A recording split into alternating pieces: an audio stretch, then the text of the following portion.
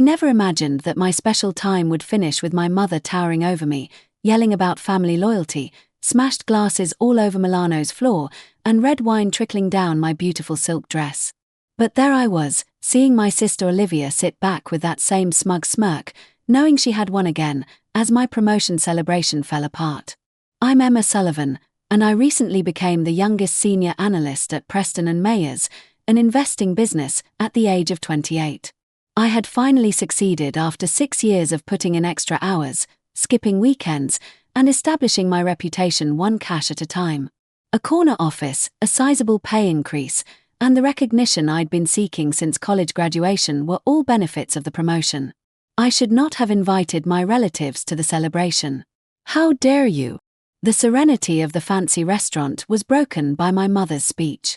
Your sister needs that money for her wellness center, and you're just sitting on it like some selfish dragon hoarding gold.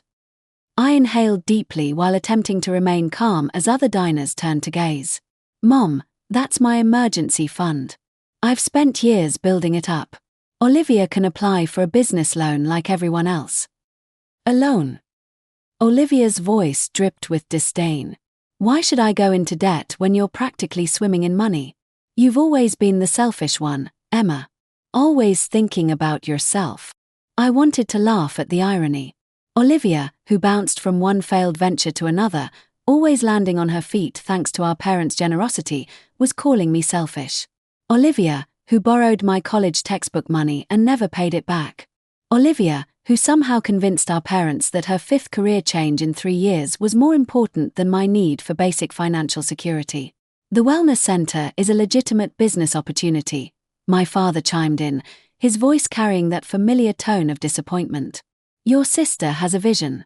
She's trying to help people, while you just push papers around and count other people's money. I gripped my water glass tighter, remembering the spreadsheet I created analyzing Olivia's business plan. The numbers didn't lie. Her vision was a guaranteed money pit. But they didn't want to hear that. They never did. I've looked at her business plan, I said carefully. The market research is incomplete, the projected revenues are inflated, and the location she's chosen has seen 3 similar businesses fail in the past 2 years. A bank wouldn't approve her loan because it's too risky. Oh, listen to Miss Know-It-All, Olivia sneered. Just because you work at some fancy firm doesn't make you a business genius. My wellness center will help people find balance and peace. You can't put a price on that. Actually, you can, I muttered. That's literally what a business plan is for. That's when my mother stood up, her chair screeching against the hardwood floor. I can't believe how heartless you've become, Emma. Your sister has a dream. She's trying to make something of herself, and you're just what, Mom? Responsible. Realistic. Sorry, I'm not willing to throw away my safety net on another one of Olivia's schemes. Schemes? Olivia's eyes welled up with perfectly timed tears. Is that what you think of my dreams? I knew you were jealous of my creativity, but this is low, even for you.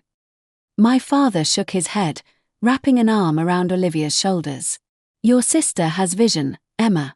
She thinks big, takes risks. What do you have? A cubicle and a spreadsheet. Actually, I have a corner office now, I corrected him. That's what this dinner was supposed to be celebrating. Remember? Oh yes, your precious promotion, my mother barked. Another step up the soulless corporate ladder, while your sister is trying to make a real difference in the world. I looked around at my family, my mother's face flushed with righteous anger, my father's perpetual disappointment, and Olivia's calculated display of hurt feelings. This scene had played out so many times before, just with different amounts of money and different dreams of Olivia's to fund. The answer is no, I said firmly, standing up. My emergency fund is not up for discussion. I've worked too hard to build that safety net, and I'm not compromising my financial security for. I didn't see the wine glass coming. One moment, I was standing my ground. The next, I was watching red wine seep into my new cream-colored silk dress, the one I bought specially for the celebration. How's that for an emergency? My mother snarled, the empty wine glass still tilted in her hand. The restaurant fell silent. I could feel every eye on us, Could hear the whispers starting. Olivia's tears had miraculously dried up, replaced by that familiar victorious smirk. "Mrs. Sullivan." A sharp voice cut through the tension. I turned to see Mr. Harrison, the regional bank manager, rising from his table nearby. I knew him from various investment meetings at work, but I'd been too focused on my family drama to notice him dining just a few tables away.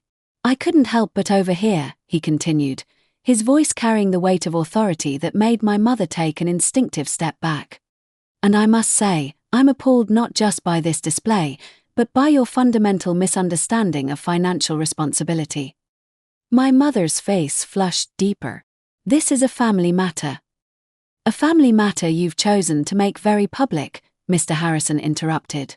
"I've had the pleasure of working with Emma professionally, and I can tell you she's one of the most insightful financial analysts I've ever met. The fact that she's maintained an emergency fund shows exactly the kind of wisdom and foresight that earned her this promotion." He turned to Olivia. "As for your wellness center proposal, yes, I'm familiar with it. It crossed my desk last month. The rejection wasn't personal. The number simply didn't add up. Any responsible lender would have made the same decision." Olivia's smirk vanished. "You don't understand my vision. I understand numbers, Miss Sullivan. And I understand that your sister's emergency fund isn't a piggy bank for your poorly planned ventures." My father stood up, puffing out his chest. "Now see here." "No, you see here," Mr. Harrison cut him off. "I've watched too many families destroy themselves over financial irresponsibility. Emma has done exactly what any financial advisor would recommend: built a safety net, planned for her future, and made sound investment decisions. The fact that you're trying to shame her for this is, quite frankly, disgraceful." The silence that followed was deafening. My mother's face had gone from red to white. My father seemed to deflate, and Olivia looked like someone had just cancelled her Instagram account. Mr. Harrison turned to me. "Emma, I believe you'll find a spare blazer in my wife's car. She always keeps one for emergencies. Please let me have the valet bring it to you." I nodded, grateful for his kindness, even as tears threatened to spill. Not from sadness or hurt, but from the sheer relief of having someone finally stand up and validate what I'd known all along. "Thank you, Mr. Harrison," I managed to say. As the valet left to fetch the blazer, my family stood frozen, the weight of their public humiliation finally sinking in. My mother's hand trembled as she sat down the empty wine glass. "Emma," she started, but I held up my hand. "Don't," I said quietly. "Just don't. I think we're done here." "But your sister," my father began. "Is not my responsibility," I finished firmly. I spent years trying to be the responsible one, the reliable one, the one who always had to understand and compromise. I'm done. My emergency fund is exactly that, for emergencies, not for bailing out Olivia's latest whim. Olivia's face darkened. "You think you're so much better than me, don't you? With your fancy job and your careful planning, some of us actually want to follow our dreams. Following your dreams doesn't give you the right to demand other people's money," I replied. "Maybe if you spent less time dreaming and more time planning, you wouldn't need to keep asking for handouts." The valet returned with an elegant black blazer, which I gratefully accepted. As I slipped it on over my stained dress, I felt something I hadn't experienced in years: strength. Real, unshakable strength. "I'll have my assistant send you the bill for my dress," I told my mother. "Consider it the last financial transaction between us." "You can't be serious," my mother gasped. "We're family," I said. "Family doesn't try to guilt each other into financial ruin. Family doesn't throw wine on each other in restaurants, and family certainly doesn't treat one member's emergency fund like a community piggy bank." I turned to Mr. Harrison, who was watching the scene with a mix of sympathy and approval. "Thank you for your support, and please thank your wife for the blazer. I'll have it dry cleaned and returned tomorrow." He nodded. "No rush, Emma." He paused, glancing at my family. "If you're interested, I believe we have some investment opportunities we should discuss, perhaps over lunch next week." I smiled, recognizing the lifeline he was throwing me. Not just a friendly face, but a professional connection that could help. Best regards. Richard Harrison, Regional Director. I sat back in my chair, letting out a breath I didn't know I'd been holding. While my family was trying to paint me as the villain, my professional life was actually improving because of last night's events. The intercom buzzed. Security desk, Miss Sullivan. Your sister is here demanding to see you. She's, live streaming. Of course, she was. Please escort her out, I replied. And document everything. She's not authorized to be in the building. I could hear Olivia's voice in the background. See, this is what wealth does to people. My own sister won't even speak to me. Keep watching. Followers. This is what toxic capitalism looks like. My phone buzzed again. A text from Dad. Your mother's blood pressure is through the roof because of this situation. If anything happens to her, it's on your head. I was about to silence my phone when it rang. And Susan again. Don't you dare blame yourself, she said before I could even say hello. I just left your parents' house. Want to know what I saw? Olivia planning her next business venture, a luxury retreat center. Apparently, she's already got her eye on a property. Seems like she's not as devastated as they're making her out to be. I rubbed my temples. A retreat center. I muttered. The wellness center plan didn't even make sense, and that was smaller. Oh, but this one's different. Aunt Susan's voice dripped with sarcasm. She's planning to target abundant mindset individuals. Her words, not mine. Apparently, she's going to leverage this whole drama for marketing. Something about healing from family financial trauma workshops. You're kidding. Which I was. She's already printed business cards with spiritual wealth coach under her name. Just then, my email pinged again. It was from our family's longtime accountant, Mr. Peters. Emma, I feel professionally obligated to inform you that your parents have taken out a third mortgage on their house. Given your position in the industry, I assume you understand what this means for their financial future. I can't divulge more details, but I suggest you look into the pattern of withdrawals from their accounts over the past 5 years. Best regards, James Peters. My stomach dropped. I'd always suspected my parents were funding Olivia's ventures, but a third mortgage. I pulled up their property records, public information I should have checked years ago. The numbers made me feel sick. They've been systematically destroying their retirement security to bankroll Olivia's dreams.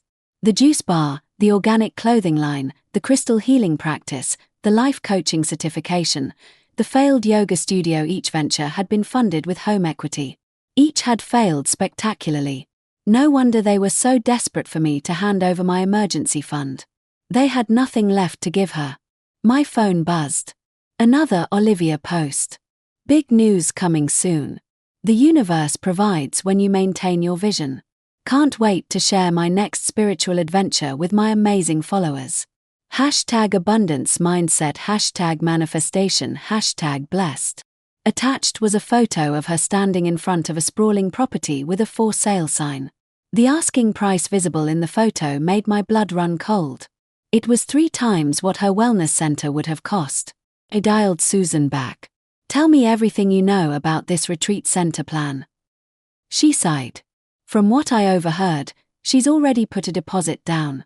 Non-refundable. She told your parents it was a sure thing because she's going to get investment from her followers. Something about spiritual crowdfunding. Let me guess, she needs them to match the crowdfunding amount. Got it in one. Your emergency fund would have been perfect for the wellness center, but now she's thinking bigger. She's telling everyone it's the universe's plan, that you refusing to help was a sign she needed to expand her vision. Closed my eyes. The pieces clicked into place. The deposit. Please tell me they didn't. Your parents re-mortgaged their house 3 days ago. Olivia convinced them it was now or never. I hung up and called Mr. Peters. He answered on the first ring. I was wondering when you'd call, he said. I assume you've seen the property records. How bad is it? He was quiet for a moment. Your parents have approximately 3 months of mortgage payments left in their savings. After that, well, I'm sure you can do the math. And they just put a non-refundable deposit on a multi-million-dollar property. Against my strongest possible advice. Yes. I leaned back in my chair, mind racing. The crowdfunding won't work. Her followers are mostly other wannabe influencers and spiritual entrepreneurs. They don't have that kind of money. I know, he said simply. And when it fails, they'll lose everything. After hanging up, I sat in my office watching the sunset over the city skyline. My phone had finally stopped buzzing. Either they'd run out of guilt trips or they were busy planning their next move. My emergency fund sat untouched in my account. The number's a reminder of every smart decision I'd made. But for the first time, those numbers felt heavy. Not because I regretted refusing to hand it over, but because I knew what was coming. When Olivia's crowdfunding failed and my parents would lose their house. Their retirement would be gone. And somehow, someway, it would all be painted as my fault because I'd refused to enable them.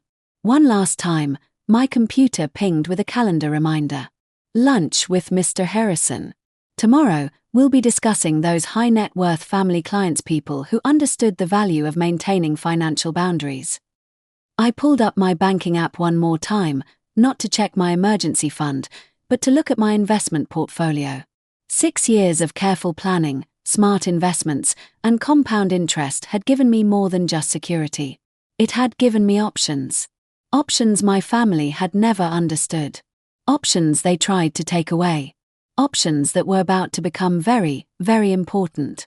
My phone buzzed one last time. A text from Aunt Susan. Whatever you're thinking of doing, remember you can't save people from themselves.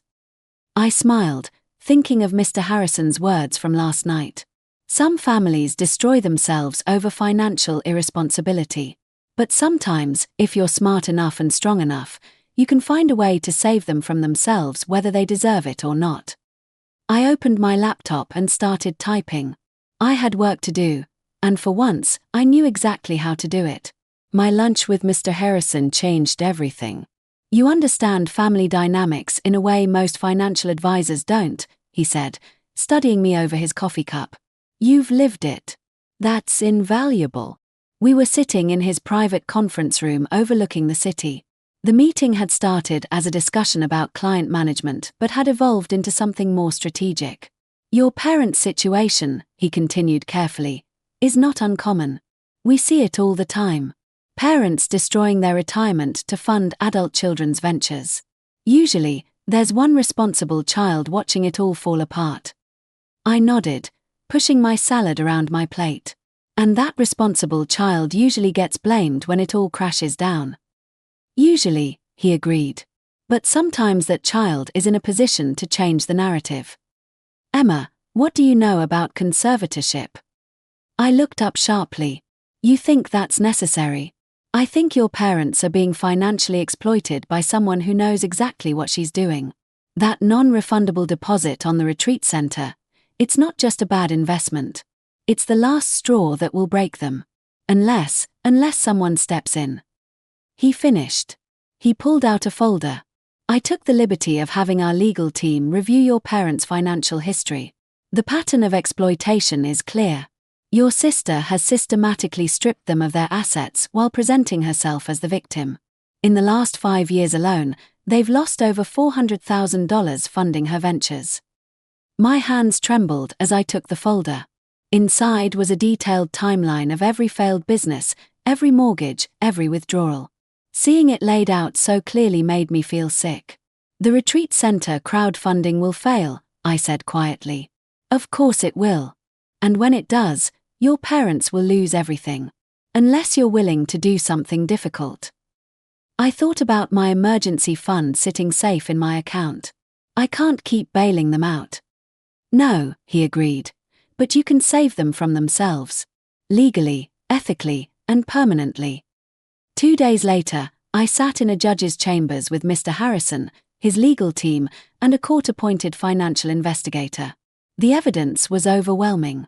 My parents' tax returns, bank statements, property assessments, everything painted a picture of systematic financial abuse. They're being manipulated by their younger daughter, the investigator explained. She's created a pattern of emotional exploitation to access their assets. The recent non-refundable deposit is just the latest. Actually, I can, and I have your access to their accounts is cut off. The retreat center deposit has been stopped. And if you try to post anything about this on social media, our lawyers will add defamation to the financial exploitation charges. My mother turned to my father. Do something.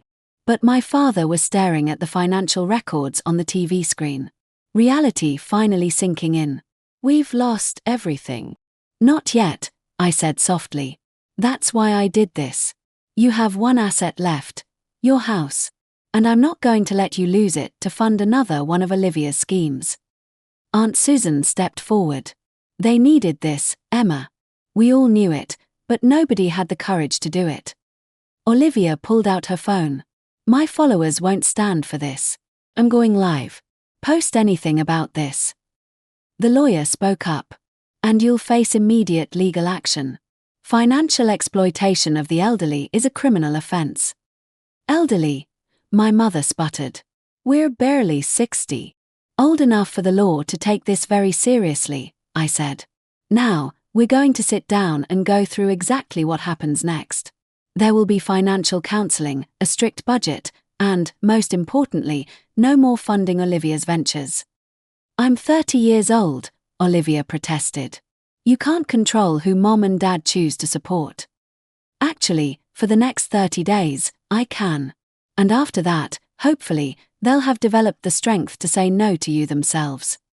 As the reality of the situation settled over the room, I saw something I hadn't expected. Relief on my father's face. It was brief, but it was there. A flicker of hope that maybe, just maybe, someone was finally strong enough to break this destructive cycle. My mother was still crying, but her sobs had quieted. Olivia stood frozen, her carefully constructed world of endless funding crumbling around her. And I felt lighter than I had in years. Sometimes protecting your boundaries means doing something that feels impossible. Sometimes real love means being the bad guy. And sometimes the hardest thing and the right thing are exactly the same. Now, I said, pulling out a folder of documents. Let's talk about your new budget. 6 months after implementing the conservatorship, I sat in my parents' kitchen reviewing their monthly budget report. The changes were remarkable, not just in their finances but in our family dynamics.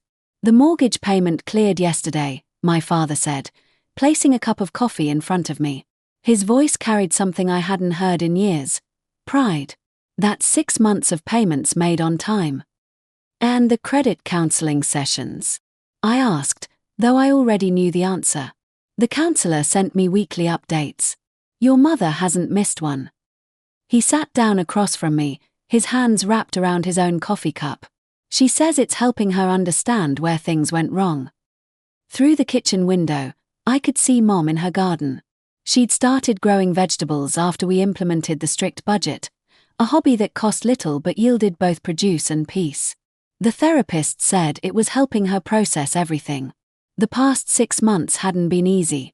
The first month after the conservatorship was granted permanently had been especially tough. Olivia had tried everything to break it. Tears, threats, even attempting to hire a lawyer, though she couldn't afford one without our parents' funding. Have you heard from her? Dad asked quietly, and we both knew who he meant. Olivia's working as a receptionist at a real yoga studio downtown, I replied. Actually working, not just planning to own one. Her therapist says it's good for her to experience the business from the ground up.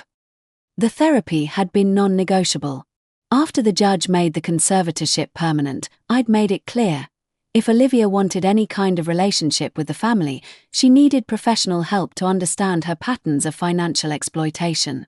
She posted something different yesterday, Dad said, pulling out his phone. No manifestation quotes, no spiritual entrepreneur stuff, just reality. He showed me her latest Instagram post. Gone were the carefully staged abundance mindset photos. Instead, there was a simple picture of her at a reception desk, looking surprisingly genuine. Day 90 as a receptionist. Learning that real success isn't about manifesting dreams. It's about putting in the work. Thanks, us, for the tough love. She tagged you, Dad noted. First time since the conservatorship, I agreed. Usually, she just posts cryptic quotes about toxic family dynamics. Mom came in from the garden carrying a basket of tomatoes. She paused when she saw me with the budget reports but didn't flee the room like she used to. The utilities are under budget this month, she said, setting the basket down. I've been hanging laundry outside instead of using the dryer. The pride in her voice made my throat tight. 6 months ago, she would have considered such tasks beneath her. Now, she understood the value of every dollar saved. That's great, Mom. How's the garden? Productive. She smiled slightly. Unlike some other investments we've made. The joke, small as it was, felt like a milestone. My mother was finally able to see the humor in their past financial mistakes. Mr. Harrison asked about you both yesterday. I mentioned, watching their reactions. Oh, Mom, Dad tensed slightly. He's impressed with your progress. Said you're becoming a case study in financial recovery. He'd like to know if you'd be willing to speak to other families in similar situations. Dad's eyes widened. Us. But we're the ones who messed up. You're also the ones who accepted help and did the work to change, I pointed out. Do you know how rare that is? Most families in your situation either deny there's a problem until they lose everything or they refuse to accept the boundaries needed for recovery. Mom sat down with us, absently arranging her tomatoes. I was so angry at you, she admitted. When you got the conservatorship, I thought you were being cruel. But now I understand. You were the only one strong enough to stop the cycle. She reached for my hand. We would have lost everything trying to fund Olivia's dreams. Dreams that were really just ways to avoid facing reality. My phone buzzed. A text from Olivia. Got my first performance review today. Actually earned it instead of manifesting it. Weird feeling. Good weird though. I showed them the text. Dad's eyes got misty. She's really changing, isn't she? She's trying, I said. That's more than we could say 6 months ago. The doorbell rang. Mom went to answer it, returning with Aunt Susan. Hope I'm not interrupting the budget review, Aunt Susan said, hugging me. Just wanted to drop off the flyers for the financial literacy workshop. After the conservatorship, Aunt Susan had thrown herself into financial education, starting a local workshop series for families. She'd even gotten Mr. Harrison to speak at a few sessions. How many people signed up? I asked. 30 families so far, she beamed. And guess who volunteered to share their story? We all turned to see Olivia standing in the doorway, looking more grounded than I'd seen her in years. Hey, she said softly. Thought maybe my experience could help other people avoid the same mistakes. The room went quiet. This was the first time we'd all been together since the conservatorship hearing. There's coffee, Mom offered tentatively. Thanks. Olivia sat down, not at the head of the table where she used to hold court, but in one of the side chairs. I've been doing a lot of thinking and talking with my therapist about patterns and manipulation and, well, about how I used to treat money. How I used to treat all of you. Dad reached for her hand. We let you down too, sweetheart. We should have set boundaries long ago. That's what Dr. Matthews says, Olivia nodded, about how enabling isn't really love and how my manifestation mindset was really just magical thinking to avoid responsibility. I pulled out an extra budget report. Want to see how real financial planning works? To my surprise, she nodded eagerly. Actually, yes. The studio owner mentioned maybe training me for management eventually. Said I should learn about budgets and stuff. As we sat there reviewing numbers, real numbers, not manifested ones, I felt the last pieces of tension dissolve. My emergency fund was still safe in my account, but it no longer felt like a barrier between us.